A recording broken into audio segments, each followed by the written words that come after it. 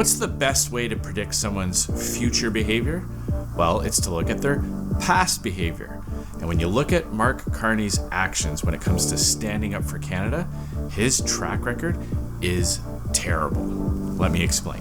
By now, we've all heard about Mark Carney's decision to abandon Canada. As we were facing this major threat from the US administration, Mark Carney was already leaving Canada behind to move his investments into the US.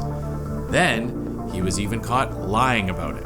The decision, the formal decision of the board, happened after I ceased to be on the board. But press releases from October say the decision had already been made and only needed formal approval. City News contacted the Carney campaign and Brookfield for an explanation, but has received no response. But the story is so much worse than that. Let's take a look at what Carney and Brookfield were up to years before Donald Trump became president. This is Mark, don't call me Vice Chair Carney. You were the vice chairman at Brookfield Asset Management prior to the chair. I was the chair. Sorry. As head of Brookfield, he had a long history of putting America ahead of Canada. Now, the way Brookfield set up its corporate structure is a little bit complicated, and they're not the most transparent company, probably why Mark Carney got along so well there. But here are the details. Brookfield Asset Management handles Brookfield Corporation's investments, kind of like if you had a financial advisor to handle your investments. Both are Brookfield's, and just to make the point that they're one big happy family, Mark Carney's friend, Bruce Flatt, is CEO of both Brookfield Corporation and Brookfield Asset Management. Brookfield posts their annual reports, including where their assets are located. Mark Carney was appointed vice chair of... Okay. So two things. I just correct a few factual things. One, I was chair of Brookfield Asset Management. Mark Carney was appointed chair of Brookfield Asset Management in August 2020. So what do the numbers show about Mark Carney's time as chairman? Well, let's take a look. From 2021 to 2024, Brookfield's assets in the United States increased by 22%. During that same time, Brookfield's assets in Canada decreased by 8%.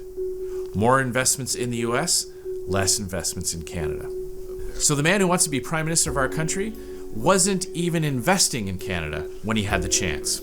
Brookfield's assets during that time increased in just about every other country except for Canada. Take a look for yourself.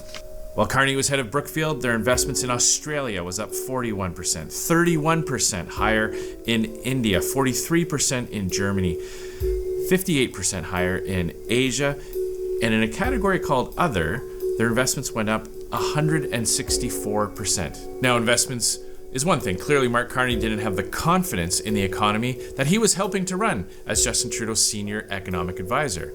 This is Mark Carney. This is his actual record, creating jobs outside of Canada and moving investments to the United States. And this is Brookfield, a company that Mark Carney still holds investments in, but he refuses to share any details with Canadians. When he had a chance, he wasn't choosing Canada. He wasn't choosing to invest in our country or in our workers. He wasn't creating jobs here at home. He was exporting those investments all across the world. So given his track record of moving his head office to the US, of investing more in other countries and America than here in Canada, after lying about his track record and keeping all his conflicts of interest hidden, what makes you think that he would stick up for us as Prime Minister?